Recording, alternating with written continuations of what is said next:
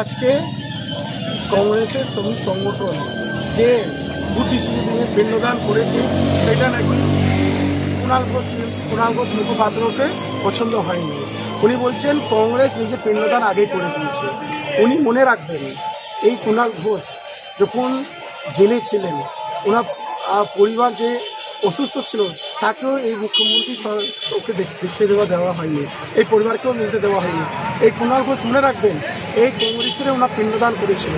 উনি বলবেন না তখন এই সুমিত মিত্র দরকার পড়েছিল পিণ্ডদান করতে, কংগ্রেসেরই পিণ্ডদান করেছেন। আজকে উনি বলছেন কংগ্রেসের পিণ্ডদান করে দিচ্ছে আগে।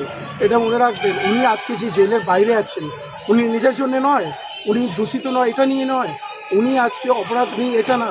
উনি জানেন তৃণমূল সরকারে কোন কোন মন্ত্রী কোন কোন এমএলএ কোথায় কোথায় ব্ল্যাকমেল করে রেখেছেন, এই নিয়ে উনি আজকে ব্ল্যাকমেল করে বাইরে ঘুরছেন। এটা সবসময় মনে রাখবেন। এটা ওনাকে বলতে চাই, আমি করতে চাই এই কংগ্রেসই সুমিত মিত্র দরকার পড়েছিল পিণ্ডদান করতে। আজকে উনি বলছেন পিণ্ডদান কংগ্রেস করে দিচ্ছে, তাহলে কংগ্রেসের পিণ্ডদান সেগুলো কোনো দরকার কেন ছিল? এই নিয়ে আর কিছু বলবো না। কুণাল ঘোষকে আগে নিজে পিছনটা ভুলে যাবে না, পিছন দিনই না। আজকে আপনি ঘুরে বেড়াচ্ছেন ওই একমাত্র কংগ্রেসের পিণ্ডদানের জন্যই ঘুরে বেড়াচ্ছেন, আর আপনার কাছকে পছন্দ হয়নি। নমস্কার।